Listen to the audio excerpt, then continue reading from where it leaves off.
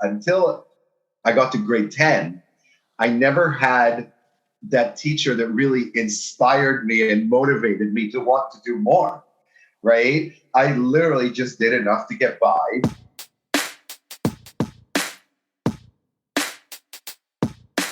This particular teacher, he left me with a phrase that always stuck in my mind. And, the funny thing is he was a gym teacher, right? But he said, I'm not here to show you how to do it my way. I'm here to inspire you to learn the basics and then find a better way. So I went and I did a couple of workshops, and they were a huge hit. I had something like 55 kids attending the first one and 70 attending the second one. And it was an amazing experience. And I came home and I was just glowing. I was bursting with energy. And my wife couldn't contain me at this point.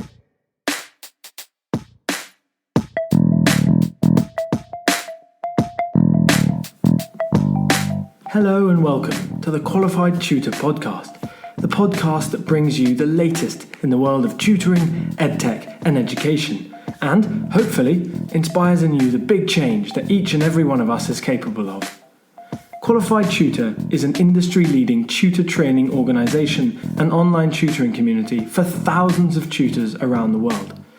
This podcast is the voice of this community, where we aim to hear from tutors, teachers, entrepreneurs, coaches, business experts, students, tutorpreneurs, and more from the world of tutoring about what inspires them every day, how they can help tutors like you, and what they've learnt about tutoring along the way. The question is, what will you learn today? Hello and welcome to the 109th episode of the Qualified Tutor podcast. I am Ludo Miller, the host of this podcast. Welcome back to regular listeners. Welcome to any of you for whom this is your first time listening to the Qualified Tutor podcast. And of course, a huge welcome to today's guest, Reuven Tzalmona. Reuven, welcome to the podcast. Well, it's a pleasure to be here. Thank you so much for joining us. I first met Reuven back in November of 2021, and I was to be honest, I was blown away by our first meeting. Reuven brought a ton of energy and enthusiasm for teaching and learning, and I learned a great deal about the live workshops he runs for kids. I've unfortunately never had the chance to attend one of his workshops, but if they have half the energy he brought to our first meeting, they'll be the most exciting lesson that you've ever had. Now, hailing from Toronto in Canada, Reuven was able to transform his live in-person classes into online sessions when the lockdown first struck, but he's always asserted that there is no replacing the in-person touch and feel of interactive learning. And since last year, he's been running these sessions in person again, helping students and parents see the power of on-hand and inquiry-based learning with experiments and projects such as, I'm going to reel a couple of them off, Battle Tops, Marble Maze, Zipliner, Airplane Launcher, to name just a few. Reuven is smiling gleefully as I name these. These are all his inventions. And don't worry, if you don't know what these are, you'll hopefully have a better idea of some of them in about 25 minutes' time. So that is Reuven Tzalmona. Welcome, Reuven. What's giving you reason to smile today, Reuven? I always love sharing my passion for education with people who understand where I'm coming from. There's, it's funny that sometimes you go to parties and you ask people what they're doing, and then you tell them you're a teacher, and people are just going to start walking away because they don't want to talk about how poorly they did when they were in school. So whenever I get a chance to really share my passion with other people who understand and share the same feeling, it always brings a smile on my face. Well, hopefully you'll bring a smile to the faces of our listeners today as well, Reuven. I'm sure of it. And part of that may be in a little exploration of a school report that you managed to find in the last week or so. Now, just briefly, listeners may have heard over the past few episodes, I've been asking guests to see if they can find any old school reports from their childhood and bring them to the podcast and read any that they find amusing or interesting or symbolic to the first few moments of the podcast. So, Reuven, I'm going to hand over to you and let you read out a school report that you have found. Yeah, so this particular school report is a comment that stuck with me in the way it was phrased pretty much my whole life. This is from my grade 7 report, but pretty much all my elementary reports were the same. So I just picked this one out because it really kind of, the teacher was very eloquent and he was very good with his diction. So he chose just the right words to always keep it in my mind and make it memorable. And I hope you guys find it kind of amusing too. But it says, Reuven is a highly intelligent student who chooses to do just enough to get by. He is outstanding at mediocrity.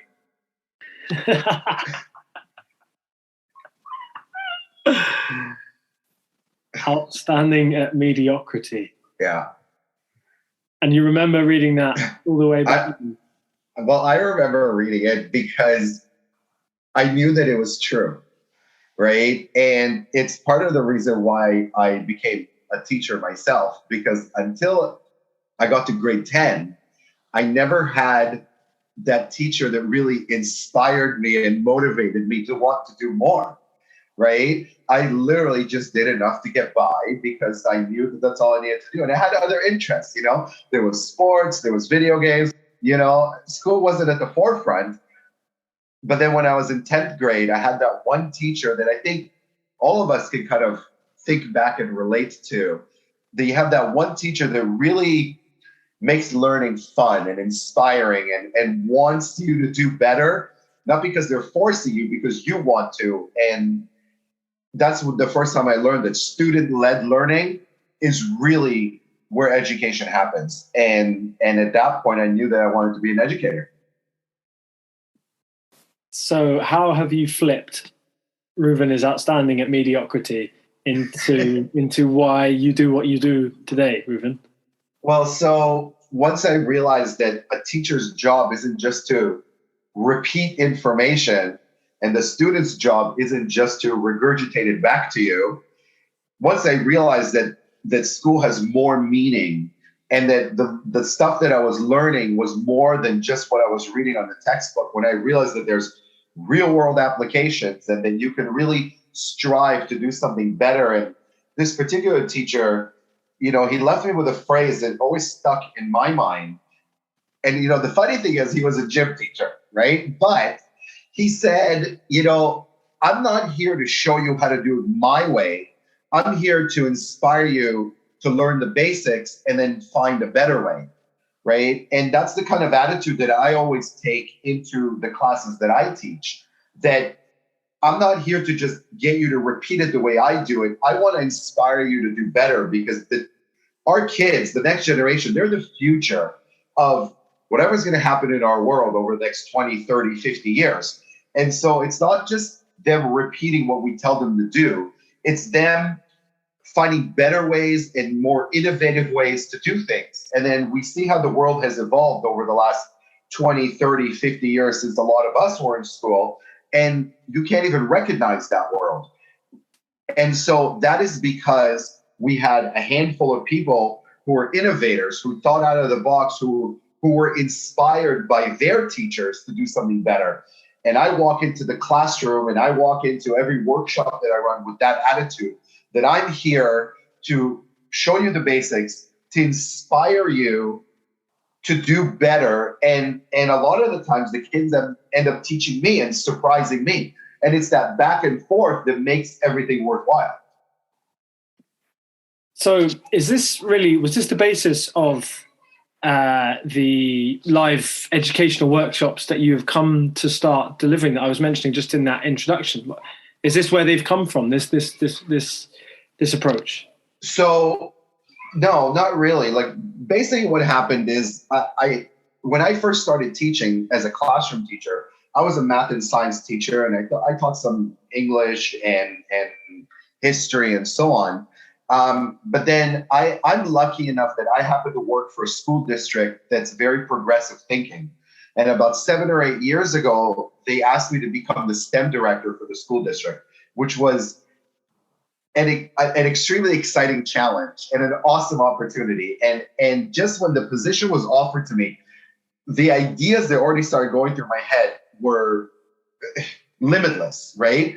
Because in my classroom, I used to do a lot of hands-on building and constructing and engineering and application, but I always had to kind of weasel my way around the curriculum in order to fit everything in. But with this new position, they basically gave me free reign to do whatever I wanted, which was incredible. So I became the STEM director, and then for about 2 years, I was doing it in my school and so on. And then one of the rec center directors in my city approached me and said, hey, we love your program. My child was in your class. It's amazing. Would you mind doing a couple of free workshops or a couple of workshops at our local community center? And I'm like, sure. To me, it was just about the opportunity to inspire more kids. That's why I got into this in the first place, not just the kids in my classroom. Let's get this to the community. So that opportunity was incredible. So I went and I did a couple of workshops, and they were a huge hit. I had something like 55 kids attending the first one and 70 attending the second one. And it was an amazing experience. And I came home and I was just glowing. I was bursting with energy. And my wife couldn't contain me at this point, right?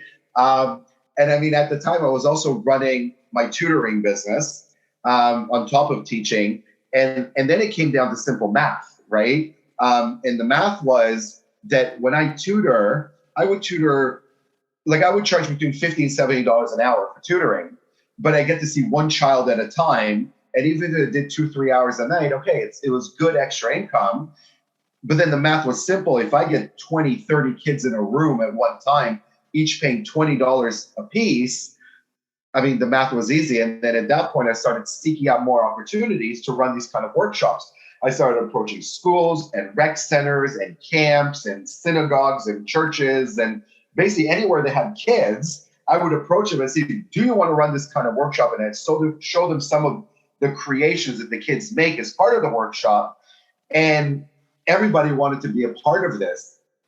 And that's when it kind of started snowballing to where we got to today. I mean, today we run educational birthdays. We do, a funny story is that when we just went to vacation to Mexico, and on the way back from Mexico, we had a 12-hour layover in Mexico City, and the kids were bored. My kids were bored. So I went and I picked up a couple of pieces from the convenience store, like some straws, some popsicle sticks, whatever. And we started building right there in the airport.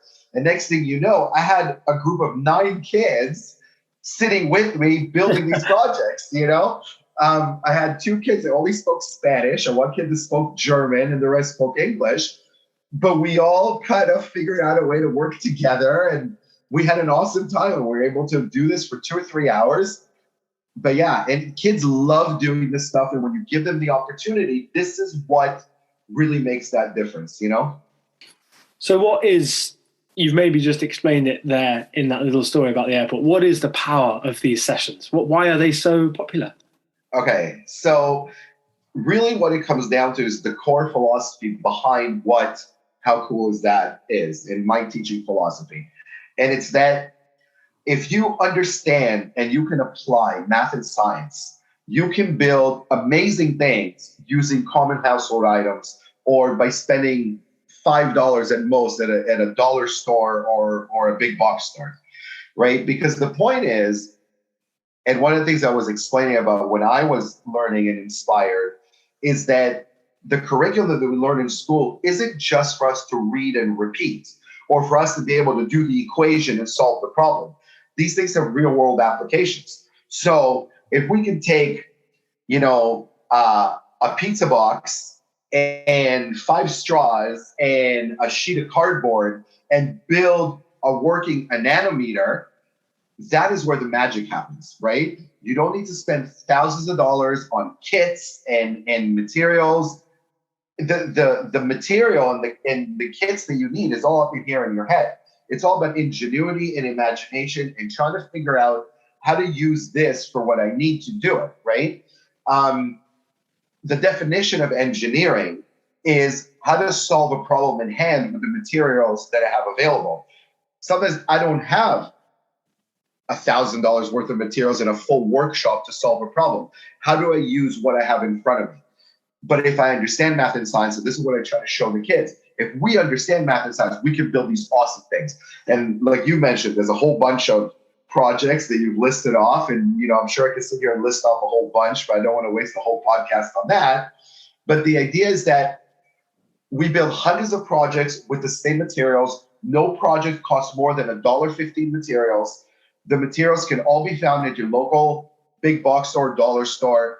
And on top of that, I think one of my biggest motivations when running How Cool Is That is I want the kids to be inspired to do more after class is over.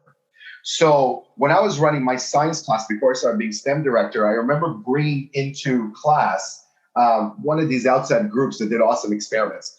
And they started doing cool stuff with dry ice and all this, and it was amazing. But after class was over, one of the kids came up to me and said, I want to do more of this. Where do I get dry ice from? And I was like, I don't know, right? I don't even know how to store it. Where do you order it from?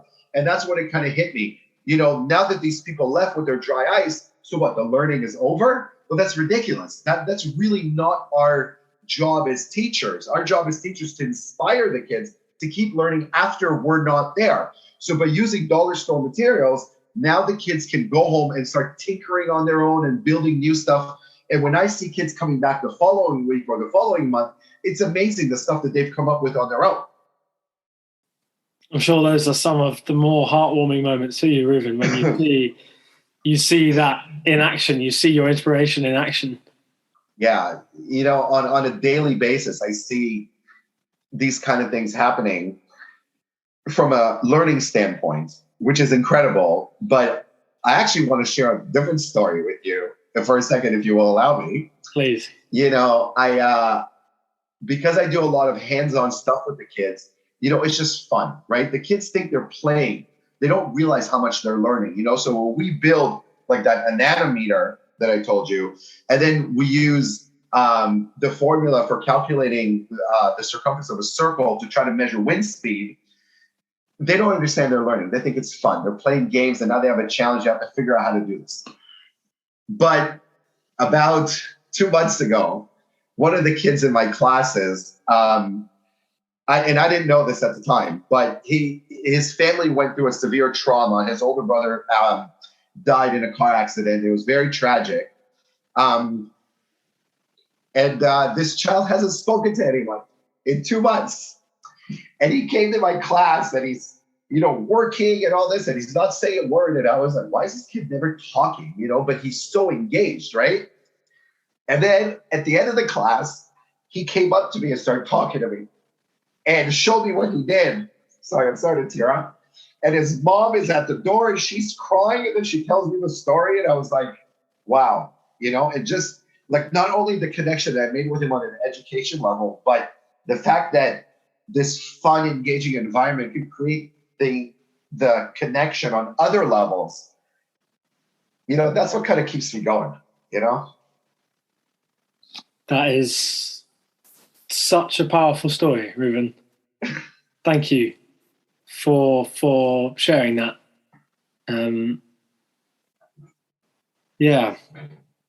I wonder then what that tells us about, because your philosophy, Reuven, has always been exactly what you've just been speaking about, this inquiry-based learning, inspiring kids to ask the questions themselves through your guidance, through your scaffolding. For those who don't know, who are listening, what that phrase means, can you just tell us a little bit more what inquiry-based learning means to you? Yeah, so one of the things that frustrates me about education and the education industry in general, whether it's kits that you buy sometimes at stores or teachers in general, is that we don't really adhere to basic educational philosophy. There's two basic educational philosophies that all teachers should really abide by. The first one is Bloom's taxonomy, right? Bloom's taxonomy is divided into 6 levels, right? The lower 3 levels, which we call lower order thinkers, are just understanding, repeating, and applying. right? Those are the lower three levels, because basically it's just me telling you something and you're repeating it back to me or writing it down in a different way. That's basically all it is. The higher three levels, this is where we want to try to get kids to be, right? We want them to become higher order thinkers. And all of us can look up Bloom's taxonomy on the internet. I mean, it's all there. But really, the higher level thinkers are able to evaluate, synthesize, and create. So basically, they take what they learned in the lower three levels. Now they evaluate what they learned, they put it in a new situation by synthesizing, and then they create something new based on the knowledge that they've received, right? And so the scaffolding works because we teach them the information, but then we challenge them to synthesize and create using that information. And then the second educational philosophy is it's Lev Vygotsky's zone of proximal development. And basically, zone of proximal development, and again, this is something we can look up, but it's basically it's three circles. So there's a small circle, a medium circle, and a large circle. The small circle in the middle, this is what a learner or a child can do on their own. And the large circle on the outside is where we want them to be. And the middle circle, this is our job as teachers, that we guide them from the inner circle to the outer circle by scaffolding and showing them the steps until they're able to grow. And our job as teachers is to help kids grow. But we can't do that by being the sage on the stage, right? Like the focus shouldn't be on the teacher, the focus should be on the student, right? So instead of being the sage on the stage, as teachers, we want to start being the guide on the side, right? So by doing project-based learning, the kids are manipulating tools and materials that they find at the dollar store or at the big box or whatever we have to create something. And our job is to kind of interject and guide them until they get to their ultimate goal. Now, what is that ultimate goal? Well, it's different from child to child, right? Because every child eventually, after we taught them the basics, the lower level thinking, after they've repeated and learned that material, as they jump on to become higher level thinkers, every child might kind of spring in a different direction. And that's kind of where we have to guide them and reinforce the math and the science that we're kind of trying to teach them. And just to add a couple of things, the first thing is, the way we teach things at school is actually really counterintuitive to the way things work in the real world, right? I've never heard of a job where you go in and from 9:30 to 10:30 you do math, but then from 10:30 to 11:30 you do geography, and then from 11:30 to 12:30 you do science, right? It doesn't exist. Every day, we have to draw on knowledge from everything that we learned in order to create a final creation. So by adopting project-based learning, this is exactly what we do, right? So for example, one of the projects that we build is a Morse code machine. Well, Morse code machine is really a method of communication. And I start the lesson by saying, look, this is text messages in the 1930s, right? But we get to talk about things like the Enigma machine, World War II, the Allies and the Axis. But because the kids are fully engaged in building this this Morse code machine, and they're able to send messages back and forth through their Morse code machines, and they develop their own codes, they are fully 100% engaged in this project. They took ownership of this project. This project is theirs, and they want to know more about it because now this becomes student-led learning, right? How do I create a new code? How do I decipher someone else's code? How is this used through history? And then we are able to incorporate all these other strands of the curriculum into this project. So it's not just a science and math or STEM project. Now there's history and there's language and there's teamwork and fine motor skills and collaboration and creativity and all these things that go into one. And it all starts with one tiny little project that costs us $1.50 in materials,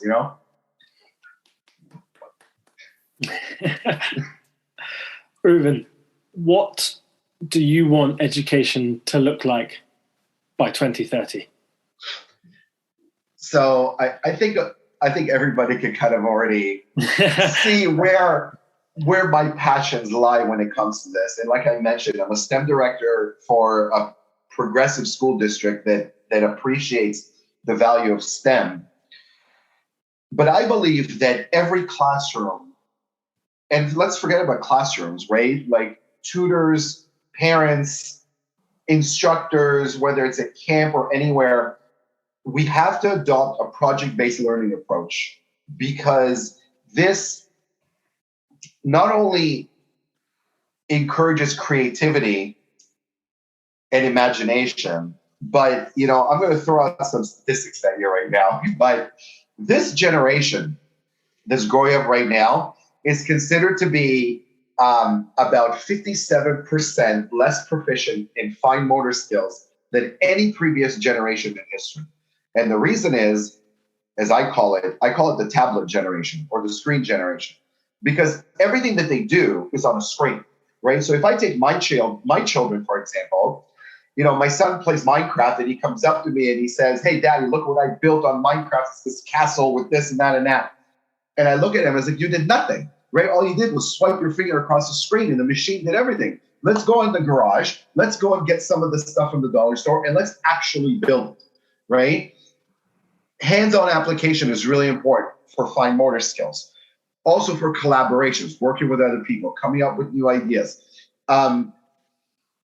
Our education system is flawed in that in 200 years, since our current education, the modern education system was created, it barely has changed, right? Kids are still going to class, sitting in a group, reading out of a textbook, repeating information, solving math equations, writing essays, what have you. But the world around us has changed drastically. So why hasn't the education system evolved just like the world around us? So project-based learning is really the way to do that, because I'm not saying that what we are teaching in school is not important, but as I said before, that's lower level thinkers. Our job is to create higher level thinkers. And by adopting project-based learning, we're allowing every instructor, whether you're a tutor or a parent or a teacher in a classroom or a camp instructor or whatever you are, to inspire and push kids further by bringing this kind of education to them. So project-based learning, it just has such a positive impact on every child that comes through. Even the kids that are amazing at the standard way of teaching, the way we do it in the classroom, they come in as like, wow, like, look at how much more I can do. You know, I walked into a grade 10 classroom, I did a workshop, and we built a machine called a clinometer. And a clinometer is it's a little device that you're able to measure the height of any building or any tall structure using, we use a piece of paper, a straw, a paper clip, and a string. And just with those 4 items, I can measure the height of any building.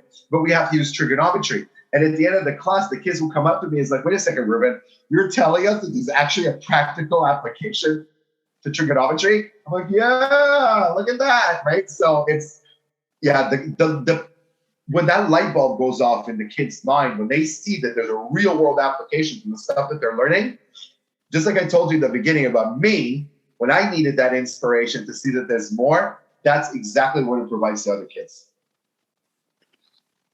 And if you want to become that educator who is able to inspire the next generation of students, who's able to be that teacher who students look back on in 20, 30 years' time and say, that was the educator, that was the tutor, that was the instructor, the guide who changed my perception, then please reach out to Reuven after this. As you can tell, he's incredibly happy talking about what he does and very, very generous in the way he talks about what he does. howcoolisThatteacher.com is where you can head to find out a little bit more about Reuven and his workshops. That'll be in the show notes below as well.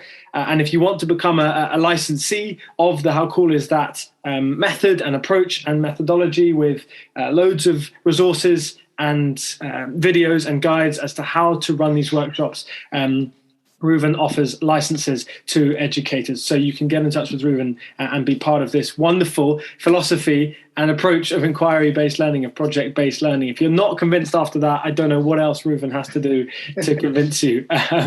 But Reuven, thank you so much for joining us. That was really action-packed and also very moving 25 minutes. So thank you for sharing. I hope you enjoyed talking about what you do. Always do. Well, we will have you back on very shortly, Reuven, because our listeners, I'm sure, will be very appreciative of not only what you do, but also the why behind it. And hearing that again is a very inspiring thing for educators, not just for students. And that's the kind of guests we like having on this podcast. So, Reuven, thank you so much for joining us. Next time, we're going to be joined by a brand ambassador of the platform, SuperProf, the kind of international tutoring platform that connects tutors and students. He is called Pablo. He lives in London, and we'll be chatting to him a little bit about the platform SuperProf and also about language learning. So do stick around for that next time. But for one final time, Reuven, for our 109th episode, thank you so much for coming on as a guest, and cheerio. No, it was my pleasure. Thank you very much, and I hope to talk to everyone very shortly.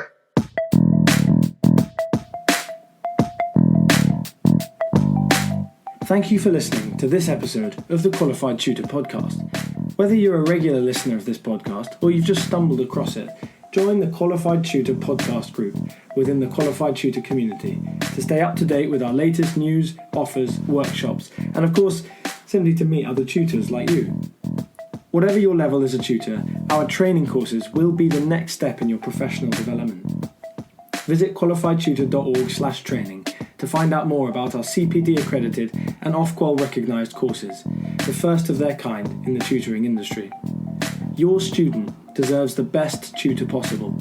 Make that happen today by joining Qualified Tutor